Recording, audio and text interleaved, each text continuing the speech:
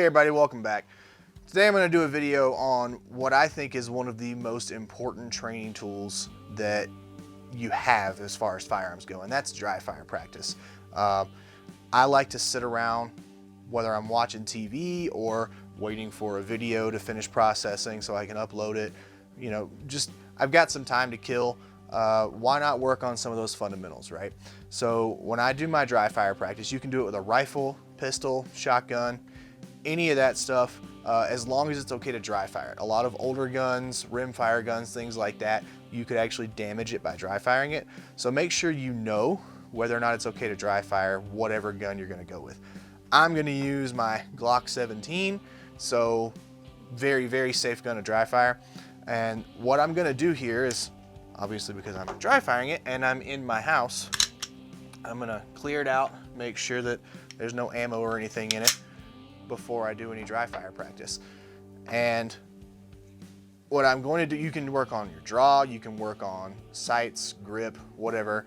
If I'm just sitting here watching TV kind of like this, I'll just sit, not really working on the draw or anything, work on my grip, make sure I get that good grip just like I want it, not, you know, gripping it like this or like this or some crap like that. Work on that good grip first. Okay, now present out, line up those sights, and then dry fire. Now, as I'm doing that, I'm watching my front sight and making sure that it stays lined up where it should be in the rear sight. There's no side to side movement, up and down movement as I pull the trigger. This, specifically dry firing, takes out the recoil variable, if you will, for shooting. There are a lot of times that as you're shooting, you don't realize that you're anticipating the recoil. You don't realize that you're pushing your trigger left or right, and then you go look at your target and you're like, what the hell happened here? Why do I have a group this big at 10 yards? It may be hard to diagnose that, especially if you don't have a lot of experience. So something you can do at home for free, other than the cost of the gun, obviously, is that dry fire practice. Sit there, oh, okay. I noticed that my sight pushed to the left, and I'm exaggerating it to show you guys, but oh, my sight goes left every time I push the trigger. That means that I'm doing something to the gun because there's no recoil, there's nothing happening here that I'm not forcing to happen. So I need to change something. I need to stop pushing my finger this way on the trigger. I need to come straight back in a straight line. Eventually, you get to the point where your sights don't move. They just stay right there every time you pull the trigger, and that's what you want. You can also work on your reset drills. So if you guys don't know, every gun is going to have a different reset to it, especially if you start going with aftermarket triggers and things like that. So if you switch from carrying a Glock to an M&P, let's say, you want to learn that new reset, well, this is a really good way to practice that. Pull the trigger, make sure that it's cocked, charged, whatever you want to say. Pull the trigger, hold it to the rear, reset it, and then find that reset point. At that point, when you hear that click and you feel that difference in the release of the trigger, you don't have to pull it forward anymore for it to go bang. You don't have to go to full release or take your finger all the way off for it to fire again. Just that little bit, and it'll go bang again. So you can work that. Work those reset drills. Just like that. All day long.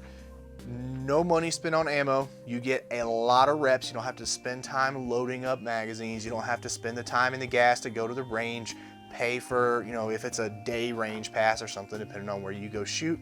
Save a lot of money, a lot of time. You can sit here and do it in your underwear. It's totally fine. You're in your own house, right? It's cool.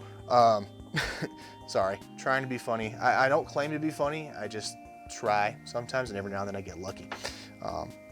But yeah, I honestly, I know for a fact my skills, which are not perfect by any means. I'm not John Wick, but I know that I'm a lot better because I've done so much dry fire practice. Hours and hours and hours and hours and hours of dry fire practice, just sitting at home watching TV, especially when I was in California, and I don't really like people that much, so I didn't want to go be in a sea of people doing stuff and spending a crap ton of money because California's expensive. why not just, you know, sit at home and train with my gun instead? Yeah, so pretty short video, guys, but that's all I really wanted to talk about is dry fire practice, how I do it safely, making sure there's no ammo in the gun, obviously. You can even go a step further, put it in a different room if that makes you feel better.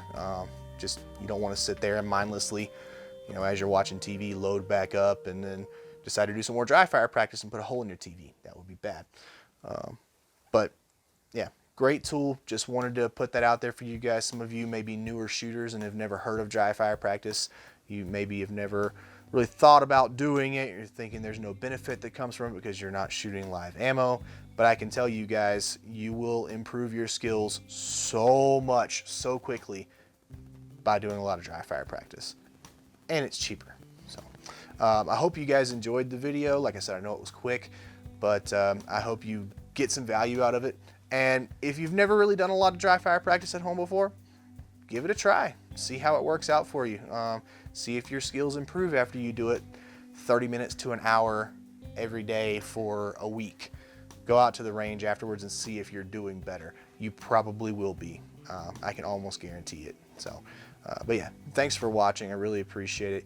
Y'all take it easy, roll tide, and I'll see you later.